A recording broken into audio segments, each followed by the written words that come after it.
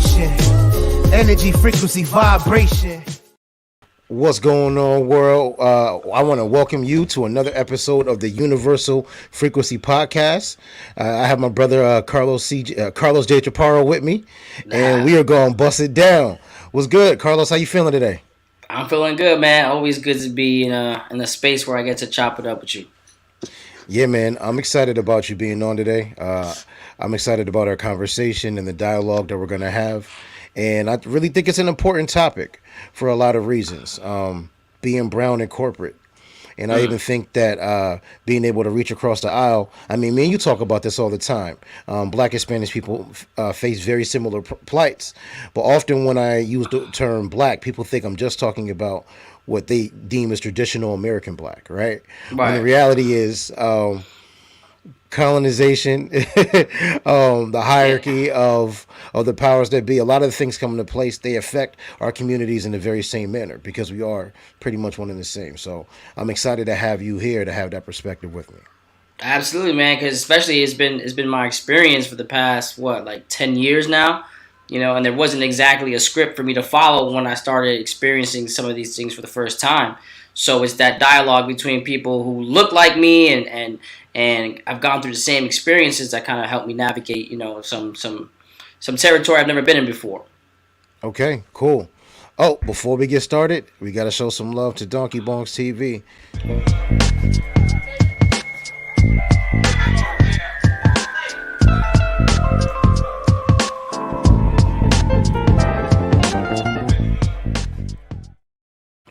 All right, man. So the article I want to talk about or use as a platform for what we're going to discuss today. Let me pull it up on screen now. Hold on 1 second. Share screen.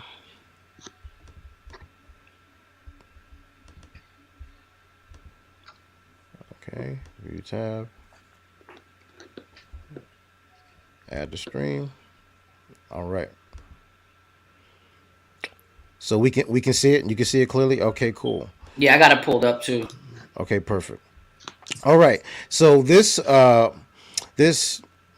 information is from the Society of Human Resource Management, or excuse me. This is Society for Human Resource Management.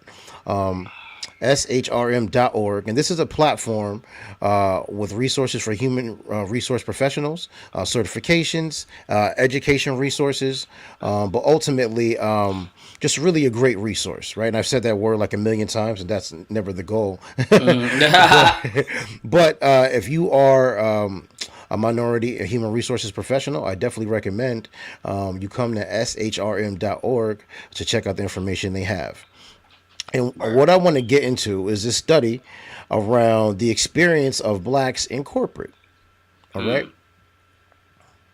So just moving forward. All right. So when I was looking at this article, I'm just going to get straight to it. Right. There was a survey taken, and during this survey, it says 65% of black professionals say black employees have to work harder to advance, as opposed to only 16% of white professionals agree with that statement. So let's peel that back first.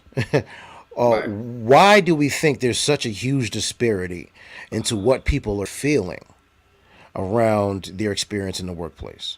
I'm gonna kick that over to you. Well, I would say for one, I don't know how the study was conducted or the survey, but whenever I get these, I feel like I can't really be too forthcoming or honest or transparent because there may be consequences for that. From my very early on in my career in corporate, I learned that the rules aren't the same for everybody. Like, I can't say and do certain things that other people can't. And they typically don't look like me, the ones who get to get away with it. Or it gets even perceived as, oh, that's good feedback. Because sometimes even I could be giving and I've come across this a lot, where I'm giving like good feedback, a constructive criticism.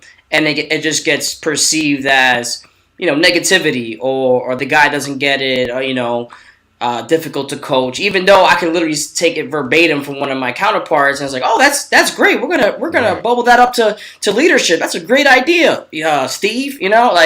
That happens all the time. So for me personally, I feel like I can't bring. They don't talk about bringing your whole self to work. I'm like, I've never really felt that I could do that in the spaces that I've been working in. So maybe that's part of it.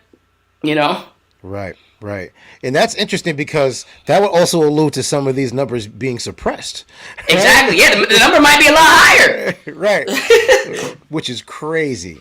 And even the dynamic of even feeling like there could be blowback or could be potential consequences for how you may advocate for yourself is interesting.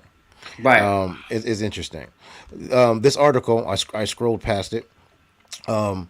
But more than 2/3 of black HR professionals in the U.S. believe the organizations are providing enough opportunities for black employees, but their white colleagues are convinced. Right? So I wonder what this actually means. Is it that they're advocating for these changes and they're saying, hey, we need more resources. We need a more aligned focus here, a different strategy. And their counterparts are being like, no, it's not necessary. Right. I mean, I feel like this parallels a lot of the sentiment in the United States right now, right? There's a lot of people saying, like, hey, these social issues are a real problem for us. And you got people on the other side saying, no, this ain't a problem at all. You know, this is not even real.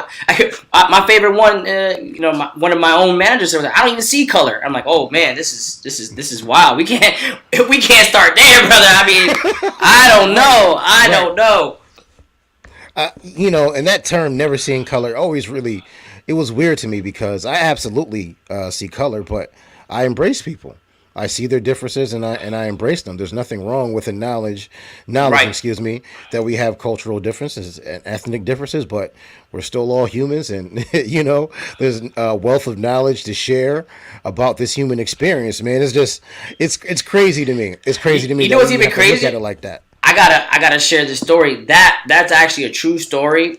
That I had obviously gonna keep names out of it, but I had a leader express this colorblind ideology during a post George Floyd listening session with his teammates of color. So this was I saw that. So what this individual didn't know is that I actually saw the memo that went out to managers saying, hey, this is the state of the country right now. You may want to pull up with all of your team, definitely check in with your people of color, see how they're feeling, and take it as an opportunity to listen. This conversation was prefaced with two things. One, said, hit me with the, I don't even see color, and this is on WebEx, so my face is like, I'm in my office by myself, like, what? You know what I mean? And then it got followed up with, this is during the protest, and follows up by saying, I don't even see what everyone is, and I quote, up in arms about.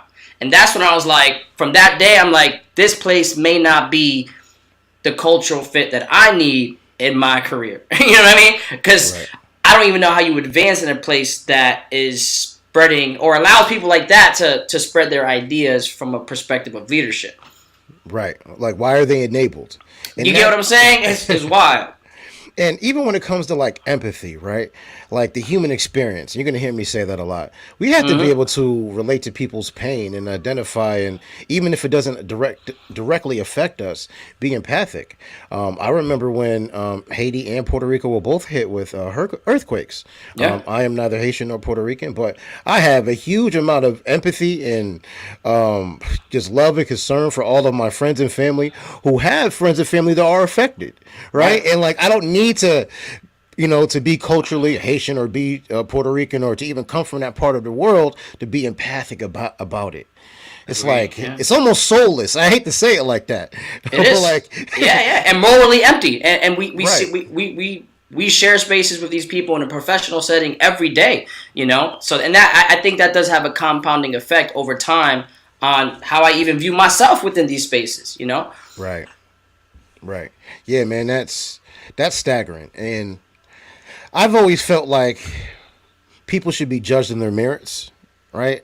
But we have to be honest. Not everyone is playing the game the same. Hold on, no. Hold on. So, mental toll. Yeah. What's this part about? So, in addition, black professionals are more likely to encounter racial prejudice and microaggressions than any other racial or ethnic group. 43% of black executives have colleagues use racially insensitive language in their presence. I experience this every day. I experience this every day, bro. Every day. Like, Tell me how. All right, so one, it starts off like, sometimes banter or jokes that are funny to them, but you're really sitting there, like that dead space in the beginning of a WebEx, everybody's hopping on, you hit the little beeps, and people start the chit chat. This was actually, I'll give you an example. Remember that story of there was like a financial advisor that was in Fairfield and was like threw the smoothie at the woman and like called her immigrant, called her a bitch, all this crazy stuff, right? So this was probably the Monday after the weekend that happened. It's all over the news, and obviously it deeply bothered me as well. So I was like waiting on the WebEx, and they started talking about it, but they were joking about it. So like my manager was basically like, "Oh, I actually know that guy. We played football together. Yeah, it must have been." They kept trying to make it about the peanut allergy because the kid supposedly had an allergy, but. Without almost trying to like completely turn a blind eye to this dude's behaviors and the way he spoke. I was so bothered by it. One of my colleagues at the time was an immigrant on a worker's visa working for the same organization. So when he saw that, this was his first week in the North. He came from the South, like Florida. So when he saw that, we just so happened to have lunch and we were talking about it. He's like, you know what? What are we going to do about this, Carlos? Are we going to just let this shit slide, or are we going to take some kind of action? And we actually put together a letter with the help of his wife, who was actually a labor lawyer. She represented farmers in the South. Okay. And just because we wanted to make sure that if we stirred up the pot too much, that we weren't going to be left without jobs. And we were doing it in a respectful and professional manner, just trying to bring it to someone's attention. It went nowhere. We got no response. The market president of this area basically washed his hands of it, pointed us in the direction of like one like Latina in like a whole other part of the country and just CC'd us on the email, and she never responded either. Hey, she's like, Spanish. Go talk to her. Yeah. It's great. He was like, who could I think of? And he just thought like the highest ranking Hispanic he knew, which is in a whole other part of the country, and it was like, wow, that's wow. It's also like just certain jokes that you get sometimes. I used to get like a lot of, when you come in with professional attire, oh, you clean up nice. Like, was that dirty before? Like, what are we talking about? You mean I clean up nice? What are you actually saying? You know what I mean? Like, I feel like in their minds gonna follow up with for a, you know what I mean, and then insert whatever there. You look sharp for a. Yeah. I didn't know you could do that. You know what I mean? Right. Things like that, or even the way I'm coached. Sometimes, like I was mentioning earlier, when I'm having dialogue during like a coaching session and I'm expressing, an opportunity where things can get improved, or sometimes just standing up for myself because somebody has to, right? It gets perceived as aggressive. It's like, oh, Carlos, you're being, I don't know. It's always something negative, right? And then I was like, all right, I'm not going to say nothing because that was what my counterpart was saying. Oh, when that happens, I do it all the time. I just agree with them. I did the same shit that someone else gets to get away with. I did it. Oh, now you're disengaged. I'm like, bro, I'm damned if I say something. I'm damned if I don't. I really feel like I don't know what to do. Bro, and that really leads to the next sentence of this paragraph. Oh shit, it's right there. Mischaracterized angry. Holy shit! I shit you not. I didn't even see that. That's it. I experienced that to a T, bro. That's crazy. Include having a colleague touch their hair without permission, being mischaracterized as angry, and being excluded from growth opportunities or one-on-one meetings with leadership. I've experienced that as well. Now, first thing, let's talk about the hair thing. So. My daughter's mixed, but she looks black, right? And people want to touch her hair when her hair is done. And so we've had the conversation of her clearly drawing the line with people that they are not allowed to touch her hair. Right. Straight up. Do not touch. You don't invade anyone's personal space. Right. And they both know to say, hey, don't touch my hair, please. Mm-hmm. The fact that sort of behavior can transition over to the workplace, and I've seen it. I have a colleague that has dreads. I'm even gonna say his name. He has dreads, and his hair is braided up, and he got it lined up.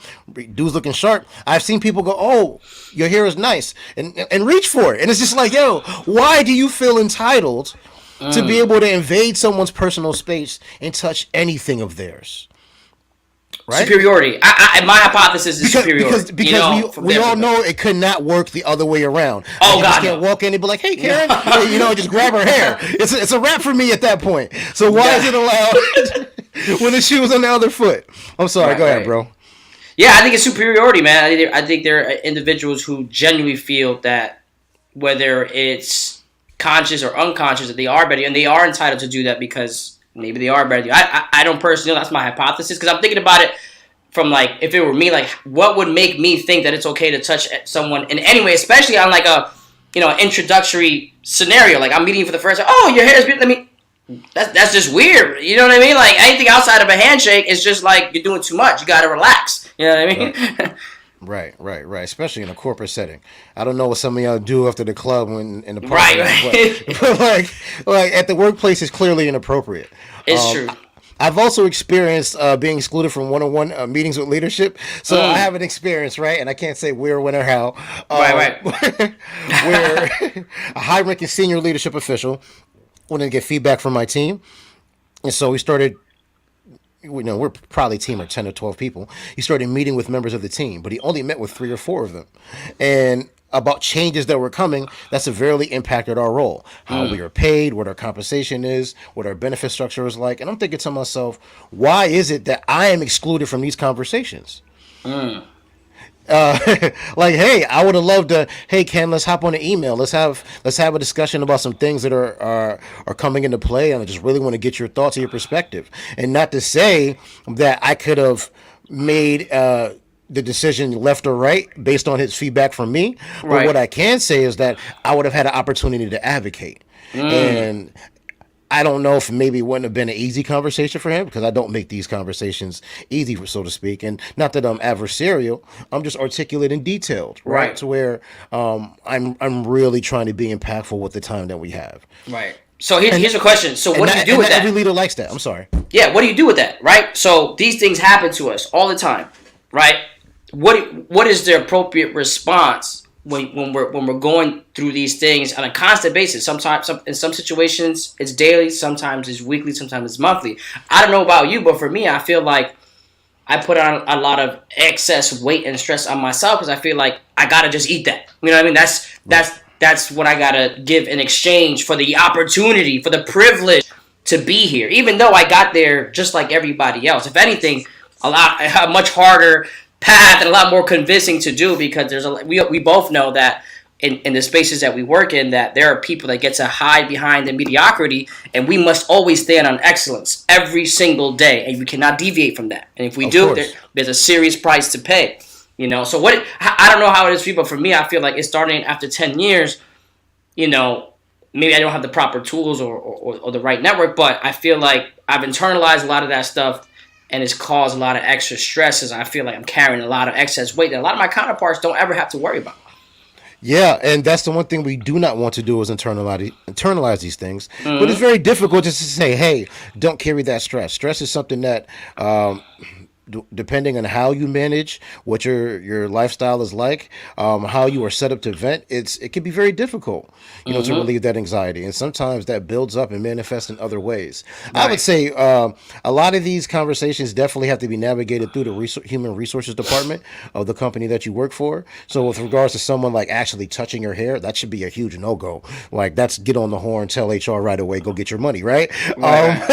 When it comes to microaggressions, and whether people consciously or unconsciously acting in certain manners, I do believe that there is some sort of conditioning that is taking place to where a lot of these actions that may occur, people aren't consciously thinking of. Not to say that they're not accountable for it, but it's so ingrained to how they operate, and it's so like normal for them that they don't even see what's wrong. No, and until you call it to their attention, they won't know. And so I think that having an appropriate way to say, hey, Carlos, hey, listen, pulling someone to the side. When you made this comment, I know you didn't mean it in any aggressive or attacking manner, but this is how it made me feel. And I'll kindly ask that, when it comes to that sort of language, that we just please refrain from it, right? Right. Having the ability to go into your emotional tool belt and have that conversation, I do think is essential. That does not mean people are going to actually listen to it, though. Right. But that is one of the ways we can help manage these dynamics. I would also say if the company has a good culture, like a strong leadership culture, you should be able to go to human resources or your direct manager. So, hey, go to your direct manager and say, when this senior leader did this and excluded me, this is how it made me feel. But you think that's so? Like, I feel like that's the logical thing to do. Right. But I also feel like for certain people, with how much is at risk for them, it's not always a safe option. So I think that's why a lot of people do opt for, I'm just gonna bite the tongue on this one. You know what I mean? But you shouldn't be penalized for that. You should not be penalized for respectfully asking the right questions. I agree, but how many times do we hear these stories of people who are either they're a whistleblower or just standing up for themselves for these instances, and maybe the retaliation is not necessarily direct, like, hey, you don't have a job anymore, but like further exclusion happens or the labeling happens. Now you're not coachable. Now you're a problem. You're not a team player. You're a lone wolf. You're aggressive. You're not easy to coach. You don't play well with others. What all these labels that you get, even though you're doing the right things that are coached to us. Yeah, no, it's a really tricky dynamic, and depending on your personality and your emotional skill set to deal with some of these things, this is easier said than done. Right. Not everyone can maintain their composure to actually be able to make it digestible for someone who's performing a microaggression on them. Let's just be clear. Right. Also, being mischaracterized as angry. I deal with this all the time because just to flat out, I'm an introvert.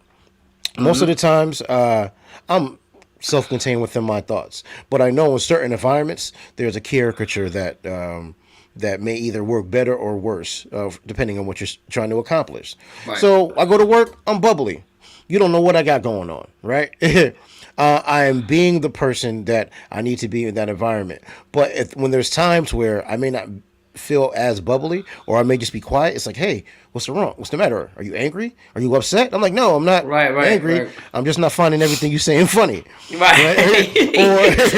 or I'm just not making every conversation we have today an easy, convenient one for you, because Lord knows not the conversations that I have or not. And it's just, that's even a microaggression. You can't even allow to be reserved, as opposed to constantly, I don't want to say the cheerleader, but constantly the advocate for the culture. Like for us, I feel like for us to be high ranking in any company culture, we have to absolutely adore it. Yeah, you gotta drink the Kool-Aid. You gotta drink the Kool-Aid. You gotta live it. You gotta walk it. I've had many examples of senior leadership, and I've had some that didn't care, and the ones that didn't care, you can guess what hue they were, right?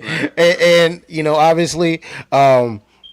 For the people that are, the melanated folks in leadership, they've had to show and prove that they drink the Kool-Aid. Now, I want to back up on this, right? Because this is not just about race. There's also sexism at this point. I'm pretty sure that if you were to ask and survey women about do they need to have to work harder, or is it a more difficult experience, or whether they get microaggressions against them, right.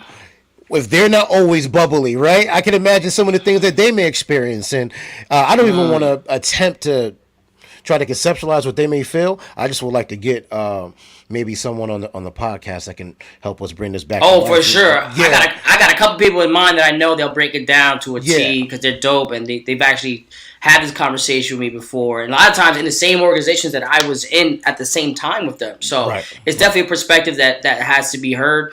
Because it's definitely, I feel like what we go through, it's definitely harder. I feel like the people who have it the hardest in corporate America are black women or women of color, period. Like, there's so much pitted against them, and so many barriers, so many obstacles, but not too many advocates, right? Besides themselves and some of the corporate fluff. So the way I look at it, they definitely need more allies, and conversations and dialogue and spaces like this could definitely, start improving those conditions. Yeah, there's racism, there's sexism, and then there's both. I had the opportunity to sit in on a panel in New Haven, just probably about 10 years ago, with some really high-ranking women, some boss women, like chief of the New Haven Police, one of the first black athletes to go to the Olympics in track. Wow. I think it was just a bunch of just high-powered, heavy-hitting women, and to hear them talk to a bunch of other young girls about dealing with race and dealing with sexism, and then dealing with both. It was a conversation that I'm typically not privy to. I know what it's like, right, to be judged differently based on the perception of my skin color. I do not know what it's like to feel like I am to be treated as a subservient or being treated differently just because of my gender. Yeah, and paid differently. And paid differently. I don't know what that's like. So you're right, for the black and minority women out there who go into these toxic work environments or work environments that don't necessarily acclimate to their strengths, or may acclimate to other I don't want to say strengths. I want to say comfort, right? I don't know if that's the right word. What's the word I'm looking for? Not comfort, just a healthy workplace. Let's just say that. Right. And many times overqualified and underpaid. What they had to go through just to show that they were even worthy of the opportunity. Right. We know that the true worth, their what's the word I'm looking for? Their market value, like for what they could do with the accolades that they've accomplished so far, should be way more than what they're making. Yeah. If I had $1 for every time I heard you're articulate for a black guy, I could retire. Listen. I feel like this is like they're speaking to me because I often feel like I get looked at as if I'm stupid, right? Like, I remember when it came down to me having to take this exam. It's just a mortgage certification, and I had to pass this exam to actually go into my role.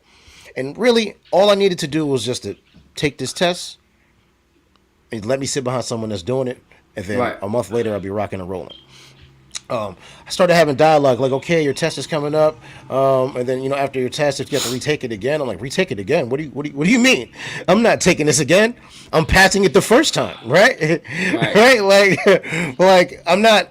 I don't know why I would give you the appearance that I am not going to put the legwork in to be successful or to do what I need to do just because of the color of my skin. But I'm gonna do it. And maybe it wasn't a black thing. Maybe it was just a me thing.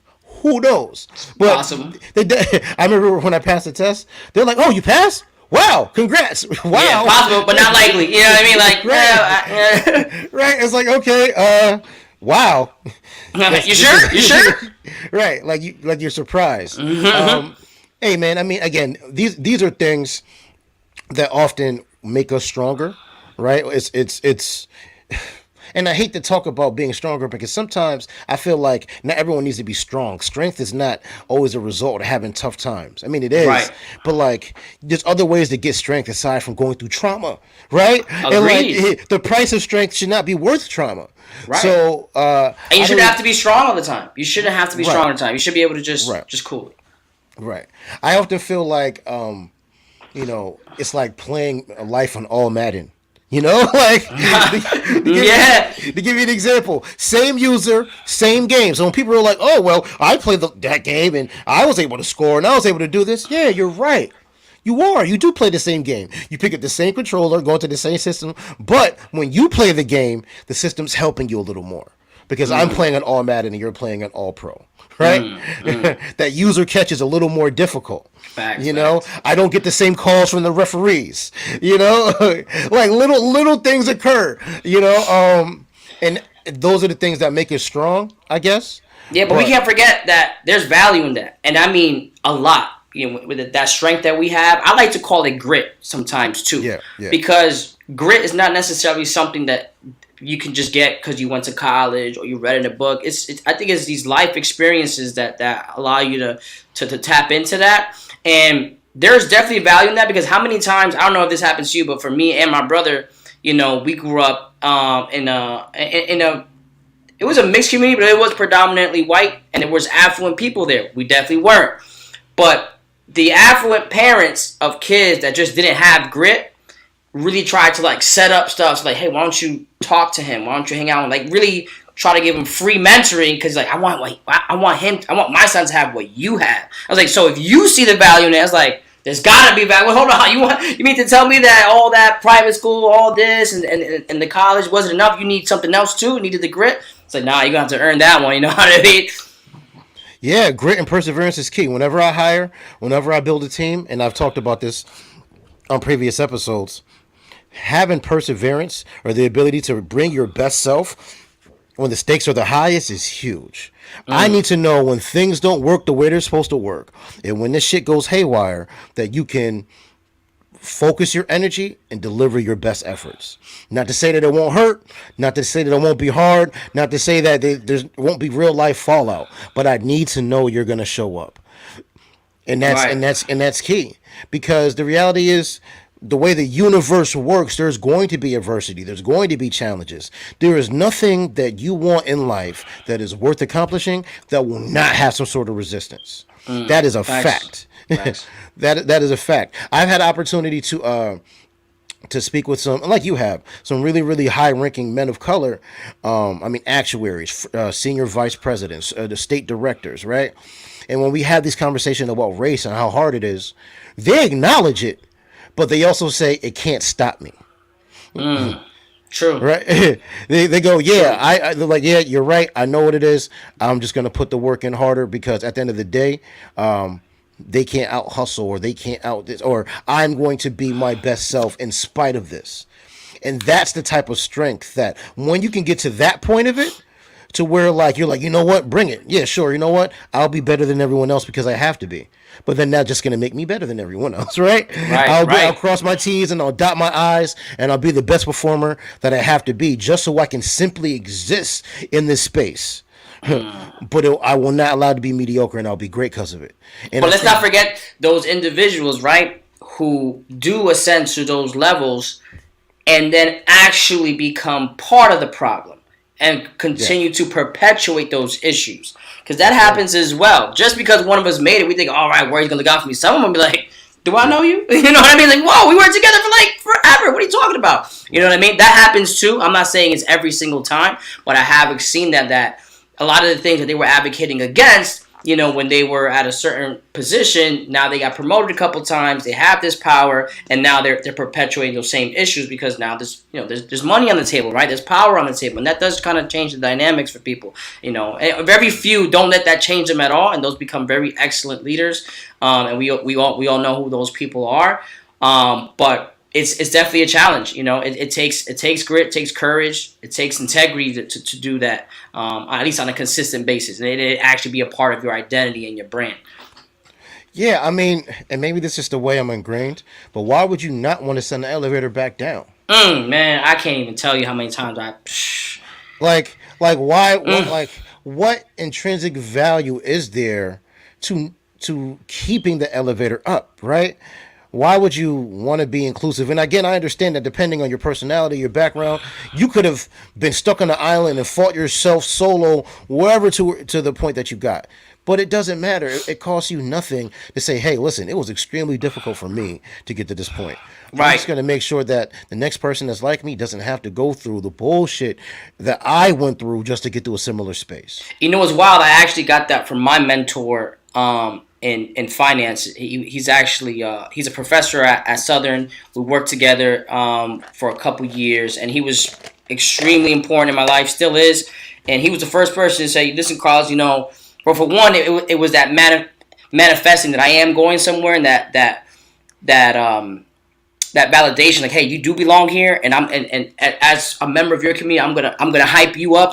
You know what I mean? I'm gonna make sure that you see you one day. You know what? You're gonna be there one day. And he told me right off the rip. He said it will cost you nothing to send the elevator back up. Just remember that. Mm-hmm.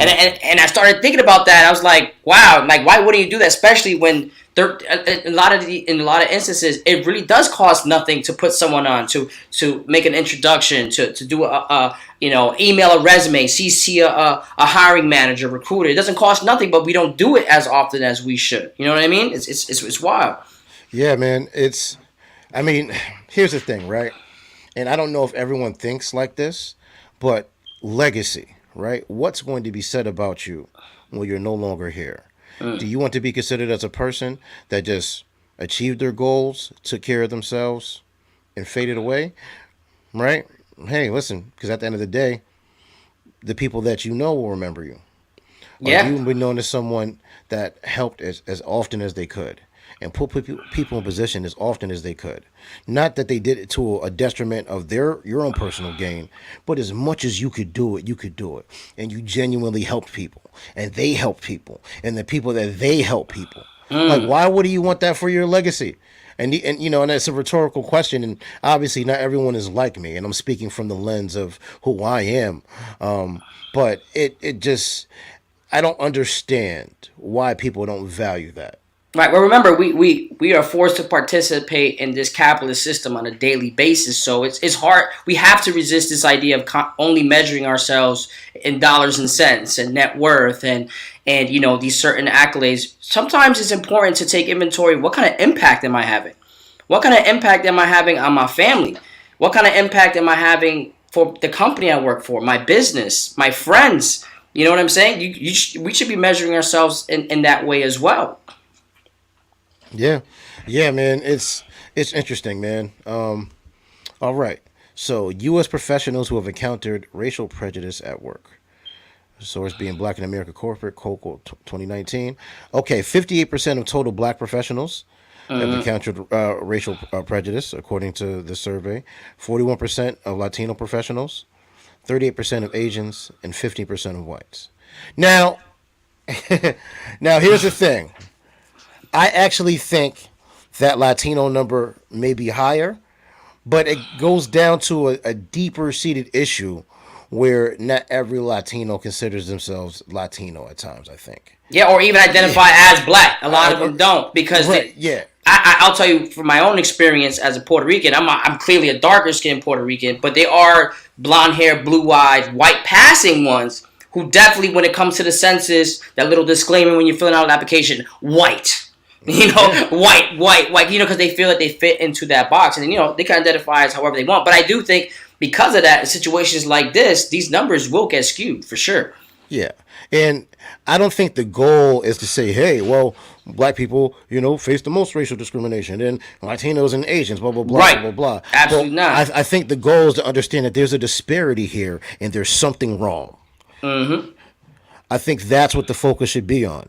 And listen, it's no secret that Black people in this country have stood at the forefront for racial equality in our society. The ability to read, vote, simply exist, use a bathroom. The cost of those things for non-whites in this country came by the blood of Black people. 100%. 100%. Right? And so when I see numbers like this, it only confirms that struggle is still taking place, right? And yes, this our society, our capitalistic society, is more diverse and does allow for more people from different backgrounds to come and make a way for themselves. But these numbers also show that they're experiencing some sort of racial prejudice, right? And I've had conversations with people who flat out said, "So what? It's not easy." Right? Who cares? Racial prejudice is nothing, et cetera, et cetera. And again, why that bothers me, right? And I'm being honest, is because yes, at the end of the day, you can get called names, you have to get over it, right? But some of this prejudice is not just name calling. Right. I think when they say things like this, they think about it was just a simple term. Oh, you know, who cares if they called you this? You got to get over that. No, bro, this is stemming from like the Black Wall Streets of, you know, facts. The Philadelphia move bombings. You know what I'm saying? Like all the times that society has responded aggressively to Black excellence, especially in the case of Black Wall Street, but just any infrastructure, Black advancement, Black advancement. Yes. Any advancement was a threat to them. So because more for you in their minds means less for them, so they have to actively oppress and many times just snatch away or act as gatekeepers to the opportunities that actually allow you to have a livable wage. Let's be honest, a lot of these people are gatekeepers to opportunities that there's plenty of qualified people of color. But you know, with the nepotism, the favoritism, these prejudices, we don't many times not even considered, even when we're in the running and highly qualified, overqualified, you know, or just next up. Like it's my turn. Like listen, I seen everybody in this department get promoted. Why am I still here? Right. Right? Yeah. No, man, it's tough. And when I bring up things like that, people are like, "Oh, well, you can't bring up things for the past and blah blah blah blah blah blah." Bro, this is less than 100. This is 100 years ago. Tulsa happened in 1921. This is 100 years ago. This is 3 generations ago. This is not that far off. People make it seem like I'm talking about 1400 AD. You know, like no, like this is modern conception of this country, right? That these things have occurred, and to think that there aren't still nuances and little trickle down effects of how black advancement is treated, or dare I say it, traditional non-white advancement is treated in a corporate structure where the leadership, we all know, is predominantly male and white. Yeah, well, we have to remember there is. I'm pretty sure if there's. Yeah, I'm sorry. Go ahead. Yeah, we have to remember that there is an active campaign in this country to discredit that black experience. Of course. Look at what's happening on the educational level. They're trying to take stories like Black Wall Street out. They're trying to take transatlantic slave trade out. They're trying to take civil rights movement out. And we're talking about the 60s, bro. So, like, with all that happening, we have to, even at work, resist these behaviors that are trying to erase your experience that you know to be true because you heard it from the people who came before you, and you're feeling it now as a human being in the present. So don't try to tell me I'm crazy. Don't try to tell me that it was yesterday. No, this stuff is still permeating in our society today. It's just here's the thing about what we're and Michelle Alexander taught me this in the new Jim Crow. Racism is highly adaptable. We just use different words, bro. We use you know what I'm saying? We say different things. We have different terms for what has been going on for a very long time in this country, and unfortunately, regrettably, these things do persist in the professional setting. In offices, it doesn't even have to be an office. Let's be real. Anywhere where you're getting paid, there's probably going to be some kind of dynamic like this that exists. Yeah, man. Yeah. And listen, why is this important, right? Why is it important to shed light on these dynamics, and why do we talk about it? Number one, I want people to know that you are not alone. Yes. Right. Powerful stuff. Yeah, it's powerful. We have to have these conversations so you can know that you're not on an island. You have other humans that are experiencing something similar, and you can and will get through this. That's why it's important for us to talk about this, right? Because ultimately, again, the adversity that we face is only going to make us great. When we think about the first black women at NASA, you mean to tell me that they didn't get hit with some craziness, right? Right? But that just made them some of the strongest mathematicians in that entire sector of the government, right? So this is what I'll say. If you are experiencing something like this, first off, I'm not trying to allude that every resistance that you face in the workplace is due because of your race. And this has to be said. Now, this is a survey about how people are feeling. There is some personal accountability in this, right? So there may be some individuals that may be exhibiting behaviors that is closing doors on them, or they may be acting in manners that may cause some barriers and doors to close. I'm not saying that that's not part of this, right? There is some personal accountability, but that's not the entirety of the story, right? So this, for those of you in the crowd, they're going to say, oh, well, who's telling people not to take accountability? No, there is accountability here, but there's also accountability in the real life system that we're working in. But if you have a company with strong leadership, right, and it may be diverse, it may not be, but ultimately, strong leadership, good people. I would definitely say have that conversation with your boss about what you're feeling, right? Yeah. And that could be a landmine depending on the boss that you have. But I've had managers that have been women, that have been white, right, that have been completely different than what I am, and I can go to them and say, hey, this is what I'm feeling. And they've shown me empathy because they were a good person. And so finding and identifying the good people within leadership to say, hey, these are some of the things that are maybe occurring. This is what's on my mind. And just asking for, hey, how should I deal with some of these dynamics? I think is a hugely, hugely and powerful tool. Not saying, hey, this is what's wrong, fix it. What can I do to put myself in a better position? And when you phrase it like that, they'll look at it through your lens, and maybe they'll understand that, hey, there's more work that needs to be done here. Secondly, and I don't even like talking about like this dynamic of it, because it's like, oh, how do you acquiesce to the system to make it more convenient? You know, yeah. I don't want to give that perception that, you know, the better house Negro that you'll play, it'll be easier for you. That's just not what I'm saying. But I also think that in some of the backgrounds that we come from, like we're used to survival, so we're very we stick to ourselves. We're introverts, especially when we think about first and second generation immigrants, Haitians, Jamaicans, Spanish people, right? A lot of the times, you know, coming from where you come from, being close to yourself and sticking with your family is how you survived.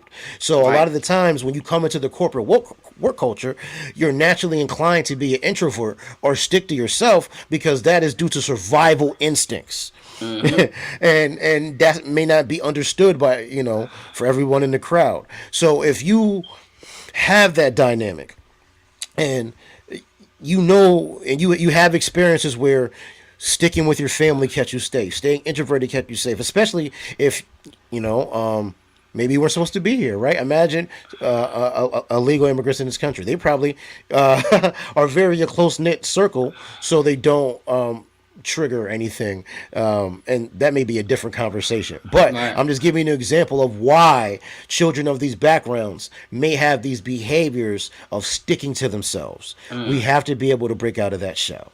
Right. And having these conversations, I think, is definitely going to help, because I'm going to be honest, I haven't had this conversation with too many people, and it wasn't, I mean, you know, realistically, it wasn't until I was a little vocal about it that even caught your attention, that we started talking, we got to talk about this, you know what I mean? We got to unpack it. Right. So just a handful of times I've actually talked about this in a meaningful way that's actually creating a dialogue. And not only that, validating what I'm feeling and experiencing. It happened live. When I talked about being labeled as angry, it literally was the next sentence in the article that we were reading. I'm like, holy shit, that's exactly what I'm talking about. So that power of being seen and what you're feeling, you're not alone, is dope. And it's also good to see that I don't have to acquiesce to this white standard of excellence or success. Yes, I can be successful at work in the corporate world, and I could go home and throw on a jersey, a fitted, listen to hip hop, you get what I'm saying, reggaeton, and those two things are the same. It could be the both. It doesn't mean it's the same person. It's the same person. It doesn't matter. There is like you know, there's this success archetype in America, and it's a white male. Let's be honest, you know, right? With a certain living in a certain type of home with a certain type of vehicle, but we have to break down that myth that no, there's geniuses and successful CEOs all around you, bro, all around you. You know, it's just a matter of sharing those stories and being able to see that in each other, right? That I think it's going to help. So even just having this dialogue with you gives me a lot of, you know, gratitude, right, and hope. Because you've accomplished some things that I'm like, damn, I be thinking about, damn, Ken did it. Shit, maybe I got a chance. You know what I mean? And that kind of mentality is dangerous for them. You get what I'm saying? That's the kind of thing they were trying to break down. So going back to what you were saying, as a community, building that back up, the kind of power we reclaim in that is impactful. Oh, appreciate it, and that's what we have these conversations for. So I'll tell a quick story. So I was at a work fundraiser, and there was a young lady, and she was the only person of color. She happens to be Haitian, and she was sitting at the bar while the work party is taking place around her. And, you know, I make my rounds, I come back, she's still sitting in the same space. So I go up to this young lady, and I say, hey, you know, you didn't come to a work social event to be unsocial. Right? And as I got to know this person, I started to understand some of the anxiety that they had around simply being them in the space that we were in.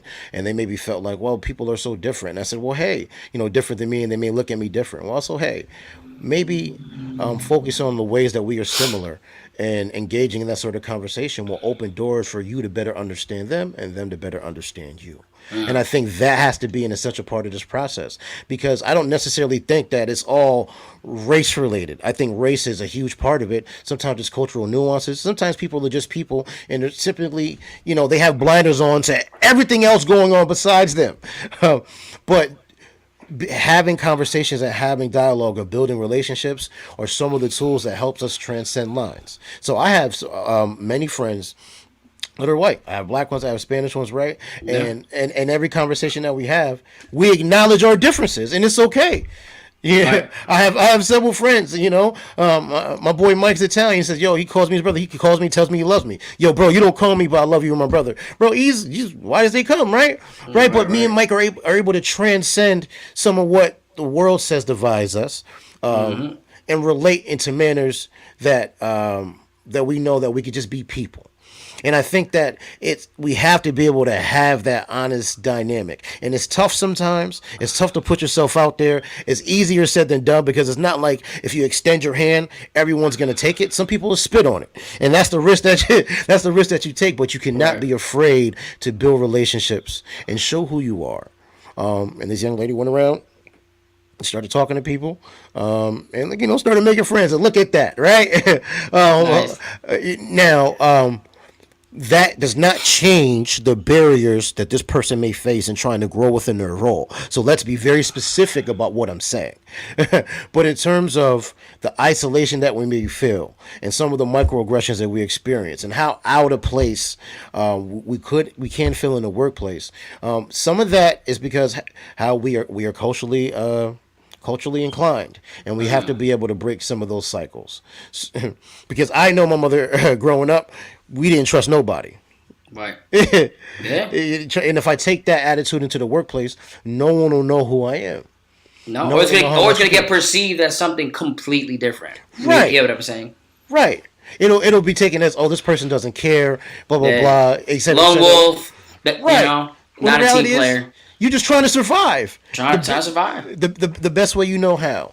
And I also think forming allegiances in the workplace with people that may experience the same things, if you can, that's great. And I would also like to think that there may be people that have empathy in the work environment that you're in, that when they see that there's a challenge, they come to your aid. This is what strong companies with good culture do. Now, not every company has strong culture, right? Not every company has good leadership, and these are facts that reality. You may work for a company with terrible culture. I'm sorry. You may have to find another. They're out there. They're out there. They're out there. You're out there. But I also don't want people to feel like when they start to face barriers and they start to face obstacles, that it's something that maybe getting to know people may not solve a little bit. This is true. I'm pretty sure some of my more aggressive pro-black counterparts may feel differently, but the reality is this is the human experience, and we are humans. And the ability to, and I'm going to say this word, empathy, is what we have to have. It's who we are. It's a piece of our soul. Like, not to get too religious, but like, you hear stories of Jesus, right? All he did was go around and show empathy to people and help them. Right? You have a magic wand to do whatever you want. You can do whatever you want. He chose to help people. Like him, not like him. Not to start preaching, but I'm just saying, why wouldn't, like, I feel like good people are just going to embrace that. And I would hope that we're going to see more of that inside the workplace and out of it. Yeah, for sure. For sure. Yeah, man, listen, I've had a great conversation with you today, man. This has been dope. This was dope, man. It's been impactful and therapeutic for me. Because I got a lot of this stuff on my chest, and I unpacked a lot internally while just kind of listening to you and just reacting to things like in the moment, like actually having time to pause and really talk about this in an intelligent and meaningful way with someone who's definitely going through the same thing. So I appreciate the invitation and definitely gonna continue the conversation, because I'm sure come Monday I'm gonna have new shit to talk about. You know what I mean? Because that's just how it goes in this game. But I appreciate the dialogue. Listen, like, subscribe, share. I probably should have said that more often throughout the podcast. Like, subscribe, share, comment. If you like the content, make sure you follow us. Ultimately, the Universal Frequency Podcast is a podcast where we come and you leave vibrating higher. We're going to talk about the universe and everything in it and to prove our point, but the goal is for you to leave being a better you. All right, that is the universal frequency. I appreciate you guys rocking with us. Yeah, tune in next week, and we are out. Peace and love.